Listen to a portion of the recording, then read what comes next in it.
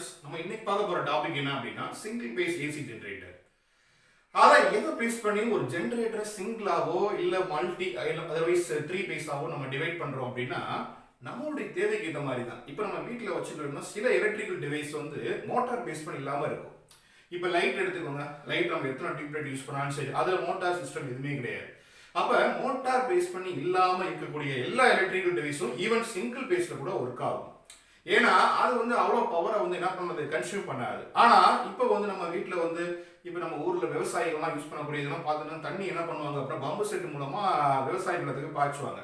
அப்போ அங்கே போய் நம்ம வந்து ஒரு சிங்கிள் பேஸை யூஸ் பண்ண முடியுமானா முடியாது. அங்கே என்ன பண்ணணும், அப்போ ஒரு த்ரீ பேஸ் ஜென்ரேட்டர் யூஸ் பண்ணுவோம். ஸோ அப்போ அது ஏன்னா அது வந்து ஒரு மோட்டார் பேஸ்டு சிஸ்டம்.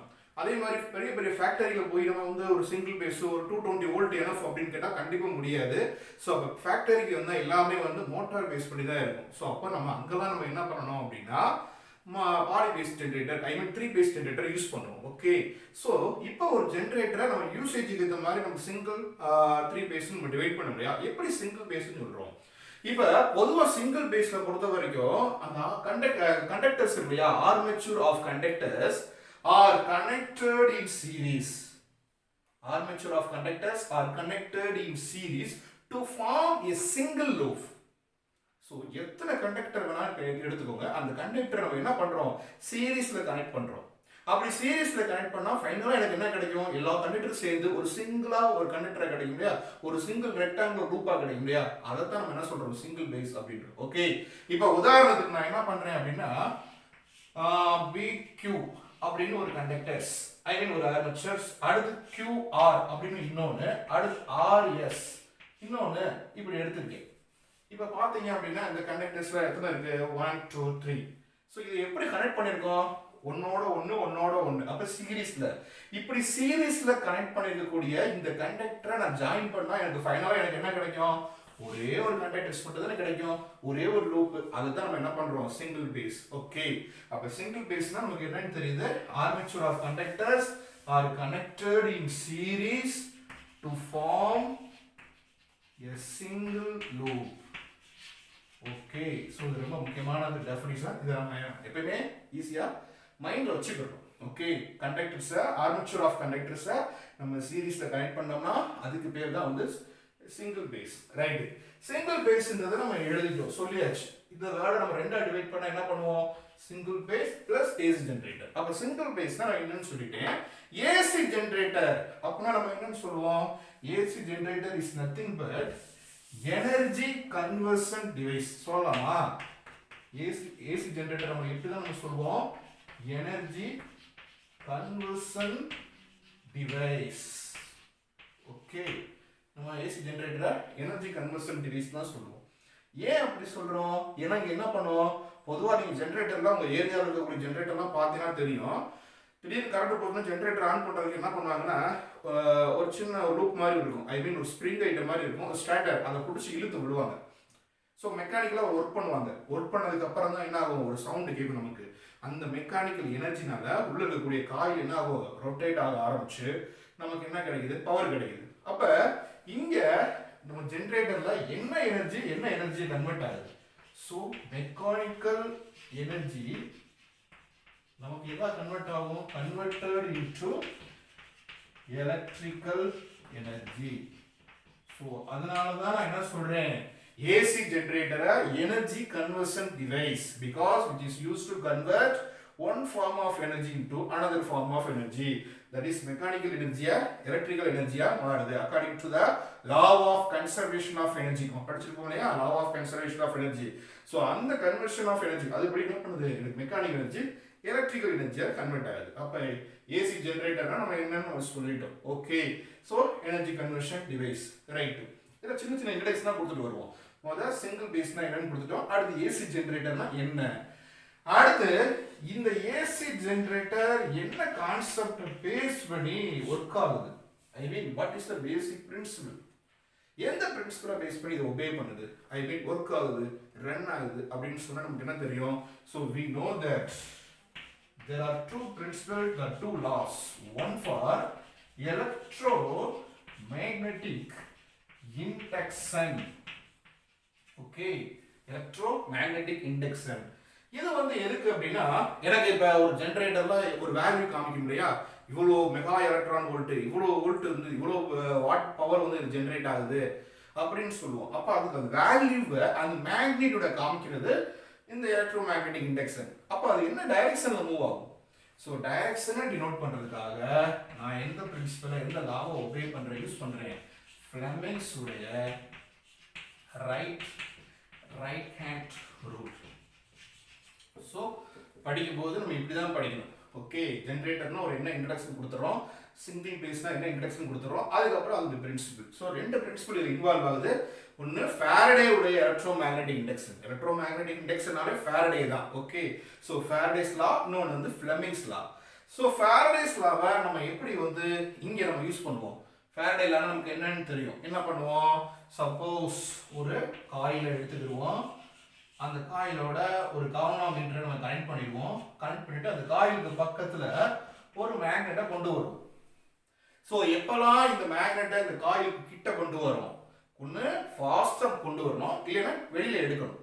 ஸோ மேக்னெட்டை நம்ம உள்ள கொண்டு வரும்போதும் வெளியில எடுக்கும் போதும், so whenever there is a relative motion between the coil and magnet, so flux changed. So due to the change in flux, the current is induced. So galvanometer source is direction அப்படிதானப்பா. So எப்பெல்லாம் வந்து so இந்த காயிலுக்கும் மேக்னெட்டுக்கு இடையில ஒரு motion, ஒரு changes ஆகும், இது rotate ஆகும், அதுவும் ரொட்டேட் ஆகும், I mean some changes, some oscillation. So அதனால எனக்கு என்ன ஆகும்? ஒரு இஎம்எஃப் டெவலப் ஆகும் இல்லையா? அதை தான் ஃபாரடே சொன்னார். ஃபாரடே என்ன சொன்னார்?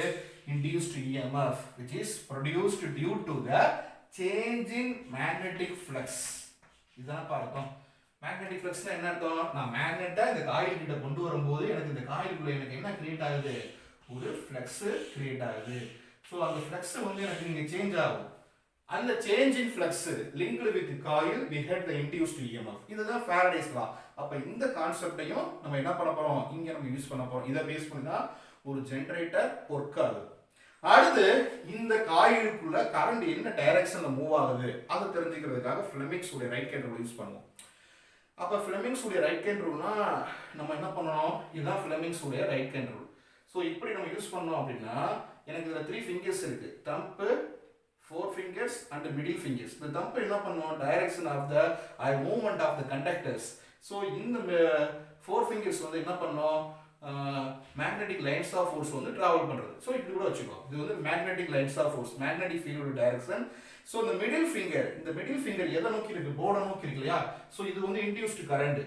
ஸோ அப்போ தம்பு வந்து என்ன பண்ணுது? தம்பு எதை இண்டிகேட் பண்ணுது?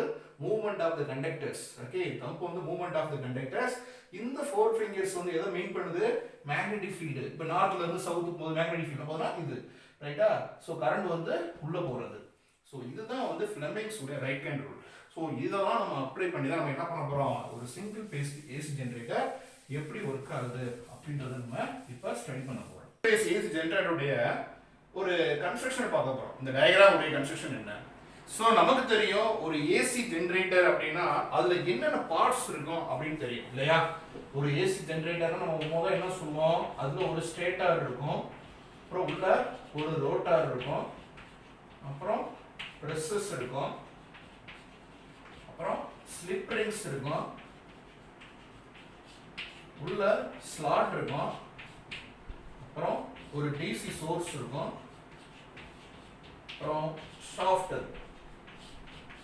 அப்புறம் ஃபீல்டு வைண்டிங் இருக்கும், அப்புறம் ஆர்மேச்சர். எப்பவே நம்ம வந்து ஒரு எக்ஸ்பெரிமெண்ட்டை ஸ்டடி பண்ணுறதுக்கு முன்னாடி அந்த எக்ஸ்பெரிமெண்ட்ல என்னென்ன பார்ட்ஸ் இருக்கு முதல்ல பாருங்க. Stator, rotor, brushes, slip rings, slot, DC sources, shaft, field winding, armature. இதெல்லாம் சேர்ந்து தான் நமக்கு என்ன கிடைக்குது அப்படின்னா ஒரு ஏசி ஜெனரேட்டர். அப்ப இந்த படத்தை பாருங்க, அவுட்டர் லேயர்ல இருக்கு பாத்தீங்களா? இதுதான் வந்து ஸ்டேட்டார். ஸ்டேட்டார் என்ன இருக்கும்? ஆக்சுவலா நம்ம எப்படி போட்டுருக்கணும்? இந்த ஸ்டேட்டார் எது மேல இருக்கும்? ஒரு பேஸ் மேல இருக்கும் இல்லையா? ஒரு ஸ்டேட்டார் வந்து இந்த மாதிரி ஒரு பேஸ் மேல தான் இருக்கும். இப்போ நம்ம வீட்ல டேபிள் ஃபேன் பார்த்துருப்போம் இல்லையா? அப்போ கீழே வந்து பேஸ்ல ஒன்று இருக்கும், அதுதான் இது. அதுக்கு மேலே தான் என்ன இருக்கும்? அந்த பிளேடு இருக்கும் இல்லையா? ரோட்டர். ஸோ அப்போ அந்த அவுட்டர் லேயர்ல இருக்கக்கூடியதுக்கு பேர் என்னன்னா ஸ்டேட்டார். ஸோ அந்த ஸ்டேட்டார் எப்படி இருக்கும்? ஸ்டேட்டார் இஸ் ஸ்டேஷனரி பார்ட் அப்படின்னு ஏற்கனவே நம்ம பார்த்துட்டோம். அந்த ஸ்டேட்டாருக்குள்ள தான் என்ன இருக்கும், உள்ள ஒரு கோர் இருக்குமா, ஸ்டேட்டார் கோர், ரைட்டா? ஸோ ஸ்டேட்டாருக்குள்ள ஸ்டேட்டார் கோர் இருக்கும். இங்க பாருங்க, உள்ள ஸ்டேட்டார் இன்சைட் ஸ்டேட்டாருக்குள்ள நம்ம என்ன பண்ணிருப்போம், இந்த மாதிரி பாருங்க சின்ன ஸ்லாட் வச்சிருப்போம். ஸ்லாட்னா வேற ஒண்ணுமே கிடையாது, சின்ன ஒரு கட்டு தான். இப்போ நம்ம வந்து வீட்டில் மாம்பழத்தில் சின்ன சின்ன பீஸாக கட் பண்ணுறோம் இல்லையா, அந்த கட் பண்ணக்கூடிய இதுதான் வந்து ஸ்லாட். ஸோ அப்போ இந்த இடத்துல பாருங்க, இந்த மற்ற இடத்துலலாம் ஸ்ட்ரெயிட்டாக வந்து பிளேனாக இருக்குது, இந்த இடத்துல மட்டும் கட் பண்ணிக்கணும், லைட்டாக கட் பண்ணி வச்சுக்கணும். ஏன் கட் பண்ணி வச்சுக்கணும், அந்த இடத்துல நம்ம என்ன பண்ண போகிறோம், ஆர்மேச்சூரை ஃபிக்ஸ் பண்ண போகிறோம், ரைட்டா? அப்போ இந்த இடத்துல இங்கேயும் மேலே கீழேயும் என்ன பண்ண போகிறோம், ஒரு ஆர்மேச்சூர். இங்கே படத்தில் பாருங்க, நான் போட்டிருப்பேன் பிஎஸ். அப்படின்னா என்னன்னா, நான் ஒரு ரெக்டாங்குலர் ஆர்மேச்சூர் எடுக்க போகிறேன். ஸோ ரெக்டாங்குலர் ஆர்மேச்சூர் எப்படி இருக்குது அப்படின்னா, ஸோ இந்த மாதிரி இருக்கு, பி கியூ ஆர் எஸ். இதுல இந்த ஆர்மேச்சருடைய இப்போ பார்த்தீங்கன்னு வச்சுக்கோங்களேன், திஸ் இஸ் த பிஎஸ். இங்கே பாருங்க, பி இந்த பக்கம் கியூ ஆர் எஸ். இதுதான் ரெக்டாங்குலர் ஆர்மேச்சர். இந்த ரெக்டாங்குலர் ஆர்மேச்சர் ஒரு சைடு மட்டும்தான் இப்படி தான் தெரியும். நான் இப்படி, நீங்க இப்படி பார்த்தீங்கன்னா உங்களுக்கு ரெக்டாங்குலருடைய எல்லா பகுதியும் தெரியும். நீங்க இப்படி பார்க்கும்போது இந்த ரெண்டு சைடு உங்களுக்கு தெரியும், இந்த ரெண்டு சைடு பின்னாடி இருக்கும். ஐ மீன் இந்த சைடு பிஎஸ் மட்டும் தான் உங்களுக்கு தெரியும், கியூவும் ஆரும் உங்களுக்கு தெரியாது. ஸோ கியூ ஆர்ன்றது போர்டை பார்த்துருக்குது, பிஎஸ் உங்களை பார்த்துருக்கு. ஸோ அப்போ இந்த இப்படி தான் நம்ம என்ன பண்ண போறோம், ஒரு ரெக்டாங்குலர் காயில அதை ஃபிக்ஸ் பண்ண போறோம், ரைட்டா? ஸோ அப்போ பிஎஸ்ன்றது என்னது, ஒரு ரெக்டாங்குலர் காயில் ஆர்மேச்சரை தான் ஃபிக்ஸ் பண்றது அந்த ஸ்லாட். ஸோ உள்ள என்ன இருக்கும், ரோட்டார் இருக்கும். Rotor nothing but field magnet. இப்போ பார்த்தீங்கன்னா இங்கே பாருங்க, நார்த் போல் சவுத் போல், இதுதான் வந்து என்னது, மேக்னெட். ஸோ அந்த ஃபீல்டு மேக்னெட்டை மேக்னடைஸ் பண்ணணும் இல்லையா, எலக்ட்ரோ மேக்னெட்டா அதை யூஸ் பண்ணணும் அப்படின்னா அதுக்கு மேலே என்ன பண்ணி வச்சிருப்பாங்க, இங்கே பாருங்க காயில சுற்றி வச்சிருக்காங்களா. ஸோ இந்த பக்கம் அதே மாதிரி கீழே பாருங்க ஒரு காயில சுற்றி வச்சிருக்காங்க. ஸோ இந்த காயில ஒரு எண்டை எடுத்து என்ன பண்ணிருக்காங்க பாருங்க, இந்த காயோட ஒரு எண்டு உள்ள வந்து ஆக்சுவலா ரெண்டு ஸ்லிப் ரிங் இருக்கும். சென்டர்ல ஒண்ணு இருக்கு பாருங்க, சென்டர்ல ஒண்ணு, இந்த ஸ்லிப் ரிங்கோட நான் என்ன பண்ணிருக்கேன், இந்த காயில கனெக்ட் பண்ணிருக்கேன். ஓகே, மேல உள்ள காயில எடுத்து ஆக்சுவலா இந்த ரெண்டு ஸ்லிப் ரிங் இருக்கும் சரியா, இந்த மாதிரி மேல இருந்து காயில் வரும் இல்லையா, அதை இந்த ஸ்லிப் ரிங் உடையும், கீழே இருந்து ஒரு காயில் வரும் இல்லையா, அதை இந்த ஸ்லிப் ரிங், ஐ மீன் இன்னர் ஸ்லிப் ரிங் வந்து மேல உள்ளது, அவுட்டர் ஸ்லிப் ரிங் கீழே. ஸோ வயரை கனெக்ட் பண்ணிருக்கேன். ஏன் இந்த ஸ்லிப் ரிங் வச்சிருக்கோம், இந்த ஸ்லிப் ரிங் என்ன பண்ணும் அப்படின்னா, நல்லா பண்ணுங்க, இப்ப காயில் ரொட்டேட் ஆகும்போது என்ன ஆகும், இப்படி ரொட்டேட் பண்ணும்போது ஒவ்வொரு, ஸோ இந்த பகுதி எனக்கு இப்படி கீழே போகும், அப்படி மேலே வரும், இப்படி கீழே போகும், மேலே வரும், இப்படி ஒவ்வொரு இடமே இந்த காயில் ரொட்டேட் பண்ணும்போது அந்த டர்ன் ஆகிற இடத்துல ஃபுல்லா எங்கெல்லாம் வளையுதோ அந்த இடம்லாம் என்ன ஆகுறது, ஸோ பிரேக் ஆகுறதுக்கு சான்சஸ் இருக்கு. ஸோ அது பிரேக் ஆகாம அதை ஃபிளெக்சிபிளா மூவ் பண்றதுக்காக அந்த ரொட்டேஷனுக்கு ஹெல்ப் பண்றதா யாரு அப்படின்னா இந்த ஸ்லிப் ரிங்ஸ் வந்து யூஸ் ஆகும். ஸோ அந்த ஸ்லிப் ரிங்ஸ் தான் என்ன பண்ணிருப்போம், நம்ம என்ன பண்ணிருப்போம், அந்த வைண்டிங்கோட கனெக்ட் பண்ணிருப்போம். ஓகே, அடுத்து என்ன பண்ணிருப்பாங்கன்னா, இந்த ஸ்லிப் ரிங்க்கு மேல இந்த ரெண்டு ஸ்லிப் ரிங் இருக்கு இல்லையா, இது ஒண்ணு இது ஒண்ணு. ஸோ இந்த ஸ்லிப் ரிங்க்கு மேல ஒரு சின்ன பிரஸ் வச்சிருப்பாங்க, உள்ள ஸ்லிப் ரிங் இல்லையா, அதுக்கிட்ட ஒரு பிரஸ். ஸோ இந்த பிரஸ் வந்து என்ன பண்ணுவோம்னா ஸ்மூத்தா அது மேல ஃபிக்ஸ் பண்ணிருப்போம்.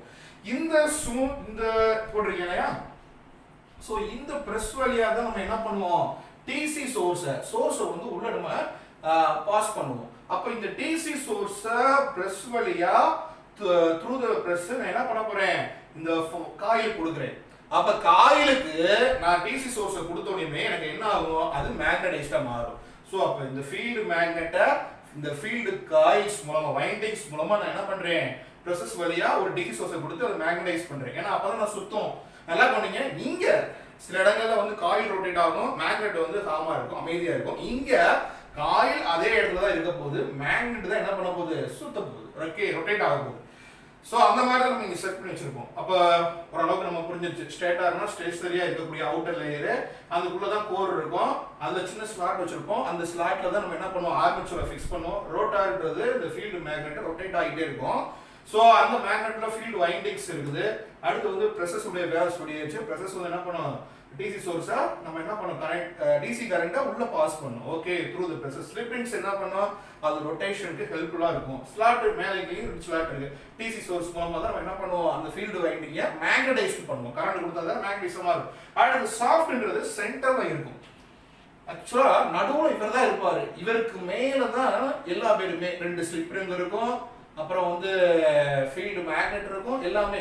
ஸோ அப்போ எல்லாமே வந்து நடுவில் வந்து ஒரு சின்ன இந்த மாதிரி ஒரு ஷாஃப்ட், இந்த ஷாஃப்ட்டுக்குள்ளே தான் இருப்பாங்க. ஏன்னா அந்த ஷாஃப்ட் வந்து என்ன ஆகும், சுத்த ஆரம்பிக்கும். இவர் சுத்த ஆரம்பிக்க தான் இவங்க எல்லாருமே ரொட்டேட் ஆவாங்க. அந்த ஷாஃப்ட்ன்றது உங்களுக்கு புரியுதா? இப்போ நீங்க சைக்கிள் ரிம்மு பாத்தீங்கன்னா ரிம்ல நடுவுல ஒரு பார்ட் இருக்கும் இல்லையா, அதுதான் எல்லா ஸ்போக்கு அட்டாச்சா இருக்கும். ஸோ அது முதல்ல சுத்த ஆரம்பிச்சாதான் அது சுத்திட்டே இருக்கும். நீங்க பார்த்துருப்பீங்க ரைட்டா? அது சுத்த நம்ம பெடலிங் சுத்த நடுவில் உள்ள சாஃப்ட்டுக்கு மேல இருக்கக்கூடிய அந்த ஸ்போக் சுத்தம், அதுக்கப்புறம் ரிம் சுத்தம் எல்லாமே. ஸோ அந்த சாஃப்ட்வேர் தான் எல்லாத்தையும் நான் கனெக்ட் பண்ணிருக்கோம். ஓகே, ஃபீல்டு வைண்டிங் சொல்லியாச்சு, ஆர்மேச்சர் சொல்லியாச்சு. ஸோ இதுதான் வந்து இதோடைய construction. Okay, so construction of single பேஸ்னா நம்ம இதை வச்சு நம்ம சொல்லணும். ஸ்ட்ரெயிட்டார்னா என்ன, ரோட்டார்னா என்ன. ஓகே, நம்ம வந்து இந்த டயக்ராம் வச்சு சொன்னோம் இல்லையா, இதை வந்து டீடைலா பார்ப்போம். கன்ஸ்ட்ரக்ஷன் இது எப்படி ரைட் பண்ணணும், எக்ஸாம்ல வந்து தியரிட்டிக்கலா எழுதாம எப்படி படிக்கிறது, சின்ன சின்ன பாயிண்டா. ஸோ இந்த கன்ஸ்ட்ரக்ஷன் சிங்கிள் பேஸ் ஏசி ஜெனரேட்டர்ல முதல்ல என்ன இருக்கும், it has a stator core. So இதான் என்னது, ஸ்டேட்டார். உள்ள இருக்கக்கூடியது என்னது, இந்த இதான் கோர்னும். அந்த கோர்ல தான் நம்ம இதை போய் ஃபிக்ஸ் பண்ணுவோம். ஆர்மேச்சர் ஸ்டேட்டார்ல என்ன இருக்கும், 2 ஸ்லாட் இருக்கும் இருக்கா, மேல ஒண்ணு கீழ ஒண்ணு. Stator consists of 2 slots. Armature conductor நம்ம என்ன எடுத்துக்கிட்டோம், ஆர்மேச்சர் கண்டக்டர்ஸ்ன்றது இதான BQ and RS. So BQ RS ரைட்டா, are mounted in slot. So இந்த ஆர்மேச்சர் தான் நம்ம என்ன பண்ண போறோம், அந்த ஸ்லாட்ல மவுண்ட் பண்ண போறோம், ஃபிக்ஸ் பண்ண போறோம். ரோட்டார்ன்றது நம்ம 2 ரோட்டார் படிச்சோம். ஒன்னு சாலியன் போல் ரோட்டார், இன்னொன்று வந்து சிலிண்ட்ரிக்கல் போல் ரோட்டார். இங்க நம்ம யூஸ் பண்றது சாலியன்னா ப்ரொஜெக்ட், நம்ம ப்ரொஜெக்ட் பண்ணது இல்லையா, north pole south pole. So அதில் வந்து அதோட ரோட்டார்ல 2 சாலியன் போல்ஸ், அதோட என்ன இருக்கும், ஃபீல்டு வைண்டிங்ஸ் இருக்கு இல்லையா, வைண்டிங் இருக்குது. இந்த ஃபீல்டு வைண்டிங்ஸ் தான் நம்ம என்ன பண்ணுவோம், டிசி சோர்ஸோட கனெக்ட் பண்ணி வச்சிருக்கோம் ரைட்டா. அடுத்து பாருங்க, rotor of field windings are placed inside the stator. ஸ்டேட்டாருக்குள்ள தான் என்ன இருக்குது, ரோட்டார் இருக்குது ரைட்டா. ஸ்லிப் ரிங்ஸ் வந்து எதுக்கு யூஸ் ஆகுது, rotation of the coil rotate பண்ணும்போது அதுக்கு ரொம்ப ஹெல்ப்ஃபுல்லா இருக்குது இந்த ஸ்லிப் ரிங்ஸ். பிரஷஸ் வந்து என்ன பண்ணும், சோ பிரஷஸ் இதான் மெயின்டைன் தி டிசி கனெக்ஷன். யாருக்கு பண்ணுது, so connection between the DC and field winding ரெண்டுக்கு இடையில. சோ இது மூலமா தான் என்ன பண்ணுது, இந்த டிசி கரண்ட் அந்த ஃபீல்டு வைண்டிங் மூலமா உள்ள போய் காயில் போய் மேக்னடைஸ் பண்ணுது. சோ இதுதான் வந்து சோ கன்ஸ்ட்ரக்ஷன் இந்த மாதிரி சின்ன சின்ன பாயிண்டா நீங்க ஸ்டடி பண்ணி படிச்சீங்கன்னா எப்பயுமே மறக்க மாட்டீங்க. ஓகே, பார்க்க போறோம். இந்த ஒர்க்கிங் பார்க்கறப்ப நம்ம என்ன பண்றோம் பாருங்க, இனிஷியலா ஃபீல்டு மேக்னெட், இந்த மேக்னெட்டை நான் எப்படி வச்சிருக்கேன் பாருங்க, உள்ள ரோட்டாருக்குள்ள எப்படி வச்சிருக்கேன், சாரி ஸ்டேட்டாருக்குள்ள அந்த ரோட்டாரை எப்படி வச்சிருக்கேன், ஹரிசாண்டல் பொசிஷன். சோ மேக்னெட் இப்படி தான் இருக்கு. சோ மேக்னெட் இந்த பொசிஷன்ல இருக்கு, காயில் இந்த பொசிஷன்ல இருக்கு. சோ மேக்னெட் வந்து ஹரிசாண்டலாவும் காயில் வெர்டிகலாவும் நான் வச்சிருக்கேன். ஓகே, அதை நம்ம வந்து அண்டர்ஸ்டாண்ட் பண்ணிக்கோங்க. Magnet north pole south pole எப்பயுமே வந்து என்ன பண்ண போறேன், இங்க மேக்னெட் தான் நான் ரொட்டேட் பண்ண போறேன். ஓகே, சோ அப்ப மேக்னெட் வந்து என்ன பண்ண போறேன்னா கிளாக் வைஸ் டைரக்ஷன்ல நான் ரொட்டேட் பண்ண போறேன். சோ அதனால தான் உங்களுக்கு யாரோ மார்க் போட்டு ஒமேகான்னு போட்டுருப்பேன். இங்க பாருங்க, மேக்னெட் இந்த பொசிஷன்ல இருக்கும்போது அதோட ஃபீல்டு இப்படி தானே இருக்கும். சோ அதோட ஃபீல்டு வந்து இந்த மாதிரி இருக்குது. ஓகே, சோ இந்த ஏன்னா அது ஹரிசாண்டல் பொசிஷன்ல தான் இருக்குது. அப்ப நார்த் போல்ல இருந்து சவுத் போலுக்கு அது ஃபீல்டு டைரக்ஷன் இப்படி தான் இருக்கும் ரைட். இப்போ நான் என்ன பண்ண போறேன், நான் காயில இந்த பொசிஷன்ல தான் வைக்கிறேன். சோ இந்த பொசிஷன்ல நான் வச்சேன் அப்படின்னா நல்லா பாருங்க, பொசிஷன் இந்த பொசிஷன் தான், ரெண்டுமே பெர்பெண்டிகுலரா தான் இருக்கு, இல்லைன்னு சொல்லல. ஆனா காயில் உடைய டைரக்ஷன் ஏரியா எப்படி இருக்கு பாருங்க. நான் இப்படி வச்சேன் அப்படின்னா இதோட ஏரியா இதான, இதோட ஏரியா. அப்ப நான் இப்படி வைக்கும்போது பாருங்க, சோ மேக்னெட் எனக்கு இப்படி வருது, ஏரியா இப்படி தான் இருக்கும், ஏரியா இப்படி தானே போகுது. அப்ப ஏரியாவும் மேக்னெட்டிக் ஃபீல்டும் ஒண்ணுக்கு ஒண்ணு இங்க எப்படி இருக்குன்னா நார்மலா இருக்கு, சாரி பேரலா இருக்கு.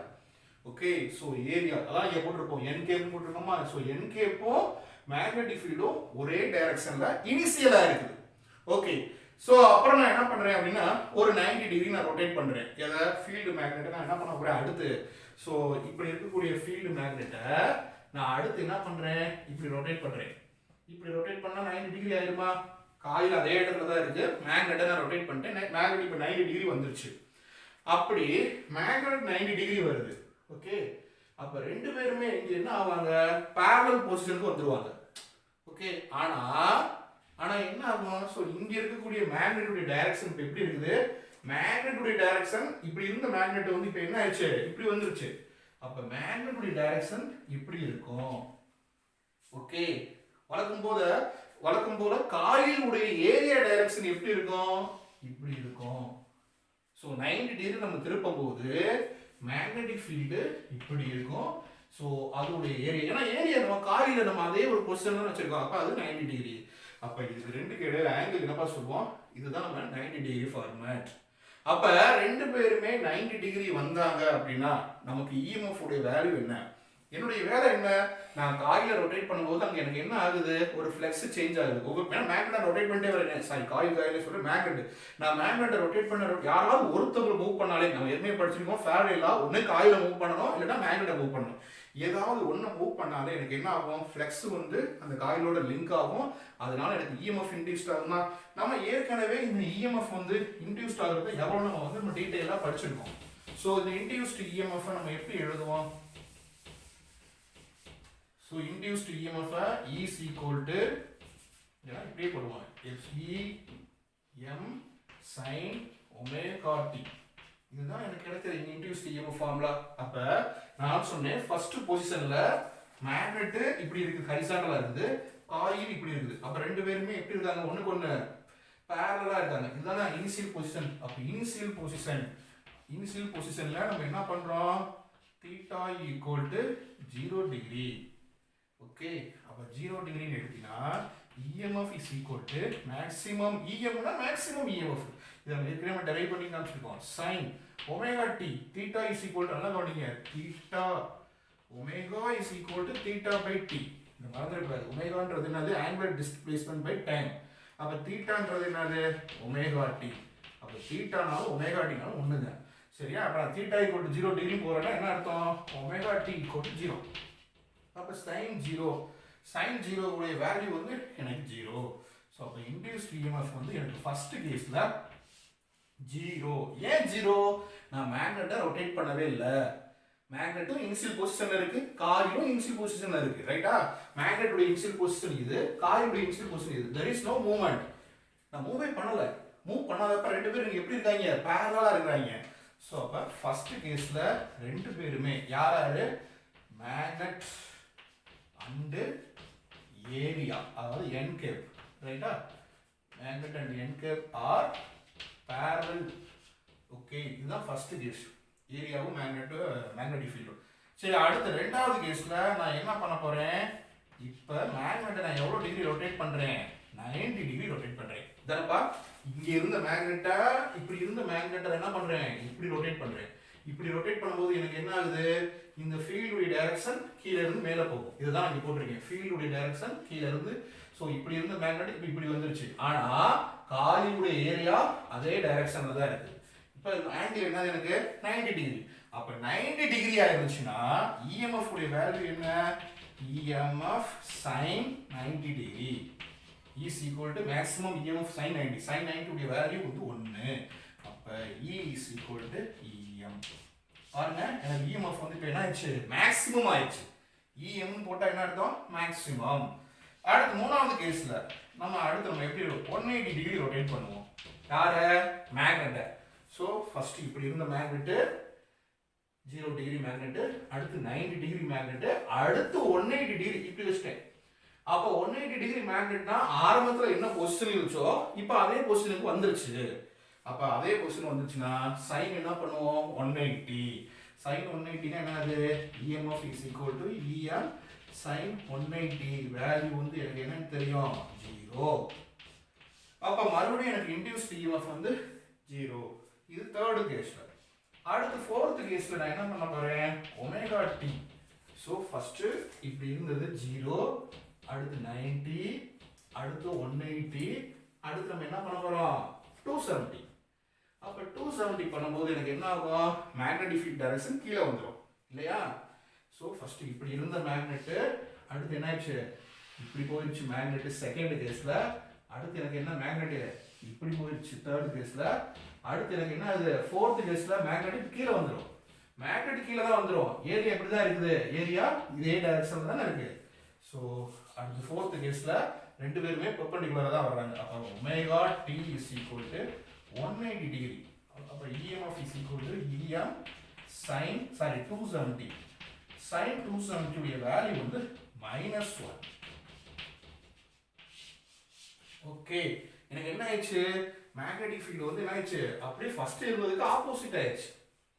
உதாரணத்துக்கு இங்க பாருங்க, ஃபர்ஸ்ட் நான் என்ன பண்றேன், இப்படி இருந்துச்சு வச்சு இந்த பொசிஷன்ல BS இருந்துச்சுன்னா இது வந்து எவ்வளவு, 90.